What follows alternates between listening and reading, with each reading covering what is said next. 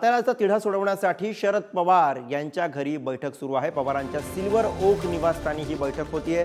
शशिकांत शिंदेंच्या नावावरती शिक्कामोर्तब होण्याची शक्यता त्यामुळे वर्तवली जाते। सिल्वर ओक वरती महत्त्वाची बैठक आणि या बैठकीमधून साताऱ्याचा तिढा आता सुटणार का हे बघायचं। अजय माने आपले प्रतिनिधी सध्या आपल्या सोबत आहेत। अजय यांच्याकडून अधिकची माहिती घेऊयात। अजय, कोण कोण या बैठकीला उपस्थित आहे, काय बातमी समोर येते?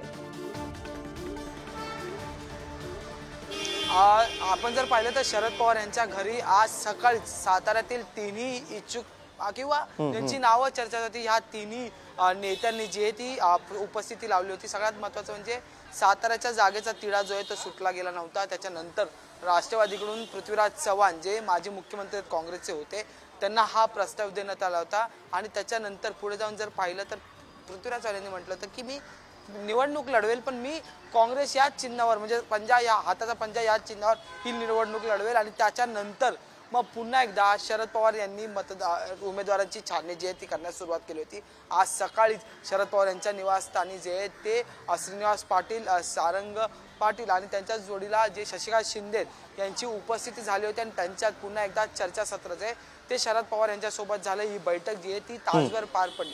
यानंतर आपण जर पाहिलं तर मागच्या 2 दिवसांपासून चर्चा आहे की श्रीनिवास पाटील यांनी साताऱ्यातून या संदर्भातली लोकसभेची निवडणूक आहे ती लढवाय आणि त्या अनुषंगाने ही सगळी जी तयारी जी आहे ती श्रीनिवास पाटलांच्याच बाजूने समाज माध्यमांवर सुद्धा मोठमोठ्या प्रमाणात श्रीनिवास पाटील यांच्या बाबतची चर्चा जी आहे ती पाहायला मिळत होती। आणि त्याचबरोबर अनेक कार्यकर्ते म्हणत होते की साताऱ्यात पुन्हा एकदा श्रीनिवास पाटील यांनाच उमेदवारी देण्यात यावी।